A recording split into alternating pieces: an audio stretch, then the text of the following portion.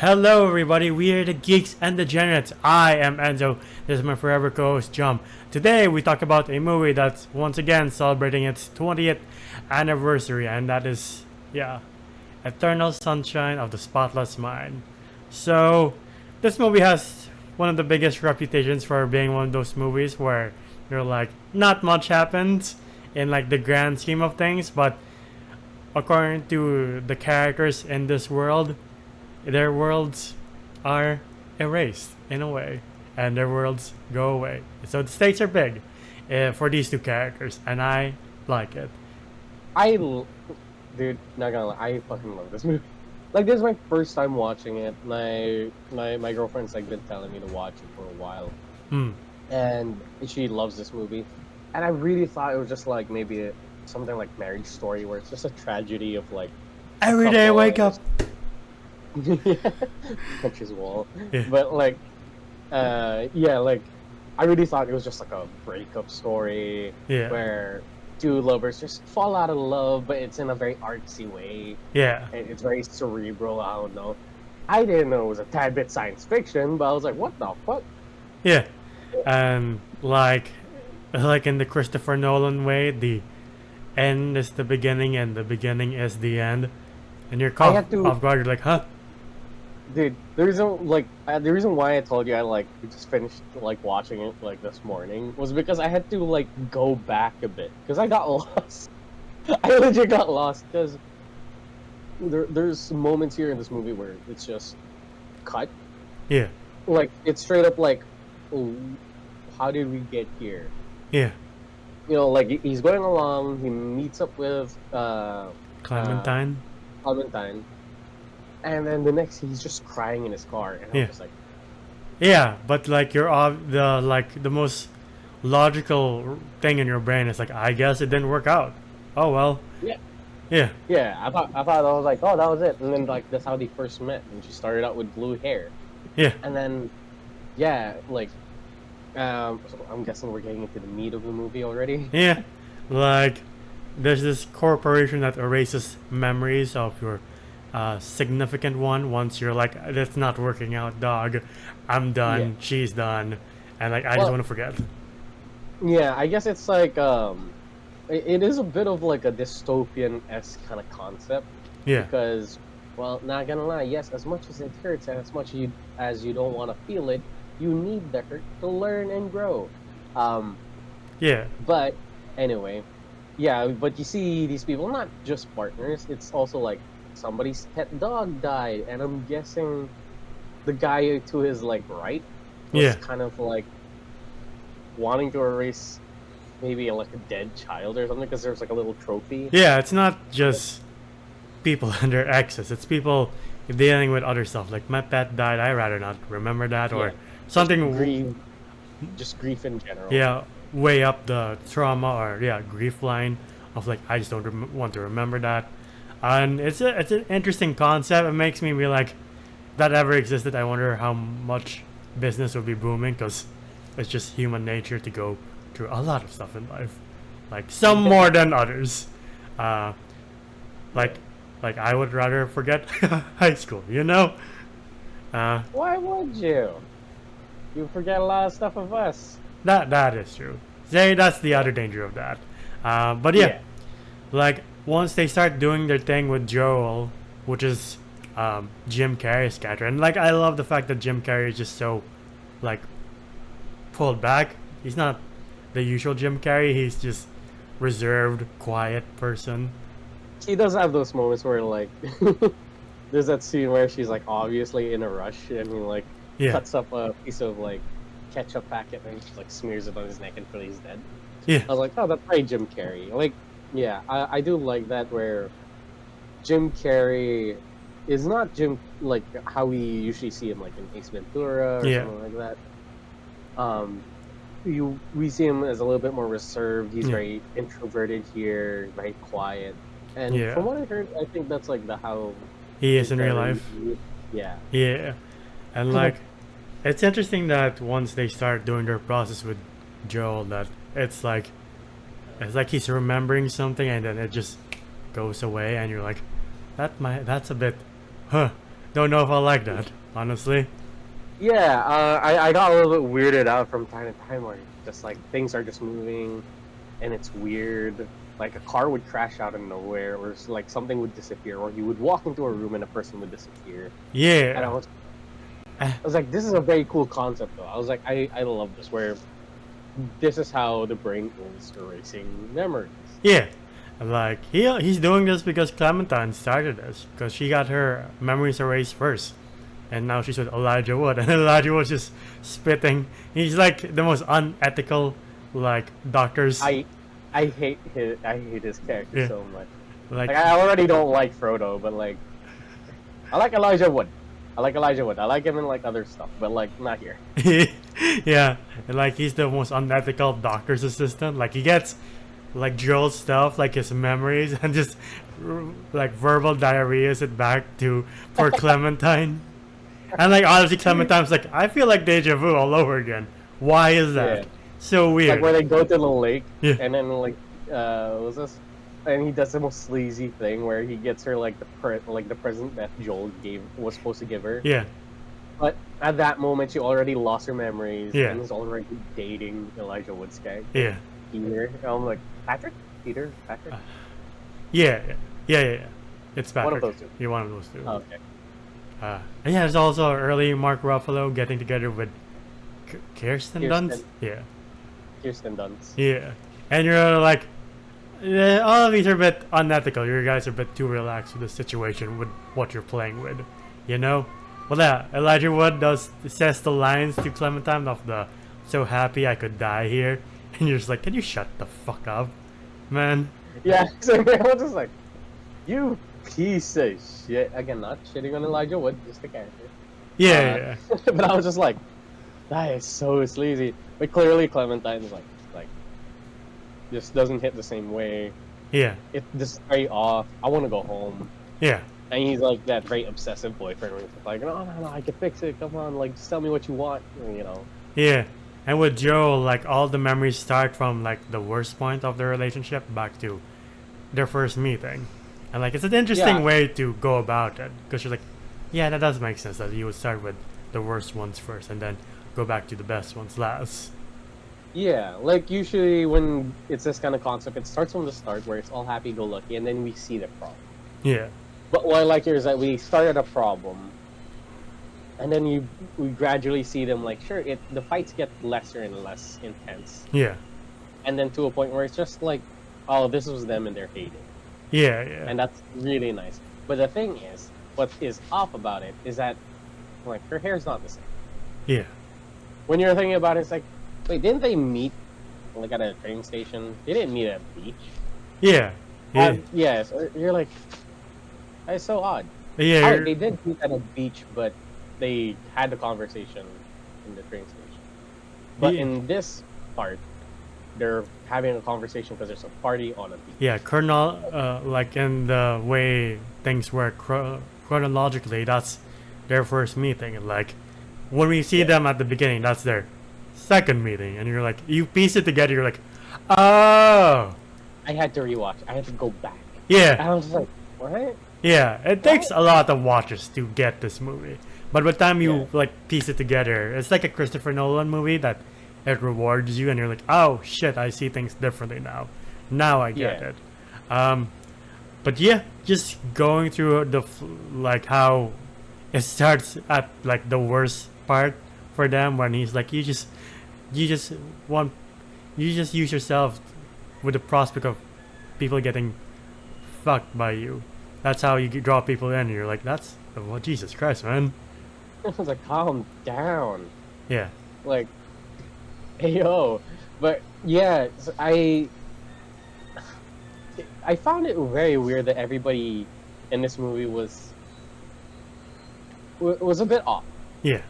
You know, like I get it. I get the dynamic between Joel and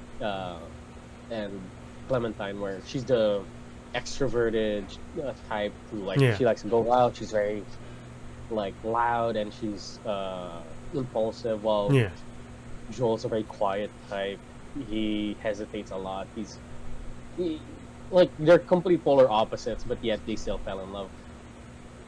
she's a little bit to the extreme of one side, and so is Joel. Yeah. You know, and I'm like, that's a very interesting look at it. And then we get the characters of Mark Ruffalo, Elijah Wood, and Kirsten Dunst, where I'm like, y'all got your own problems. Yeah. The movie throws a curveball at you with once the doctor, played by the late Tom Wilkinson, comes in.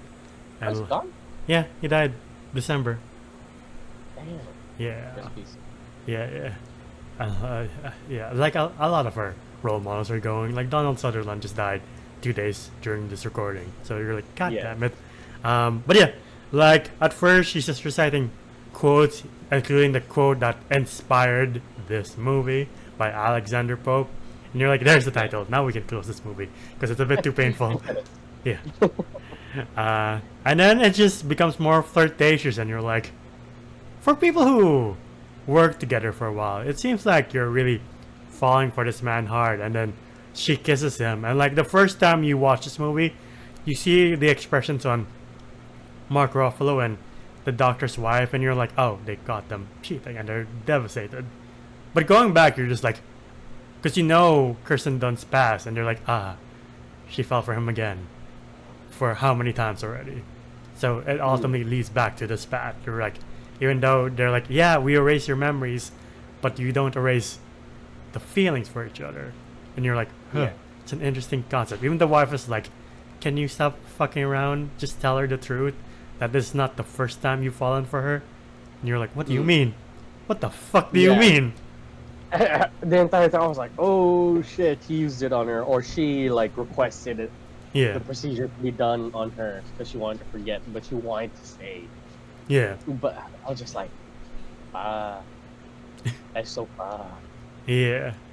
And like, by the end of this whole memory wipe thing, Joel and Clementine end in the first meeting where he could have stayed, but he said that to be like, I don't want to do this. Bye. We are breaking into someone's house too, so goodbye, Clementine. Yeah. And like, that's where they say their last goodbyes. Yeah. But she did say, meet me at, what was it again? Meet me somewhere, and you're like, Mentuck? yeah. I don't know where these places are in the US, but yeah.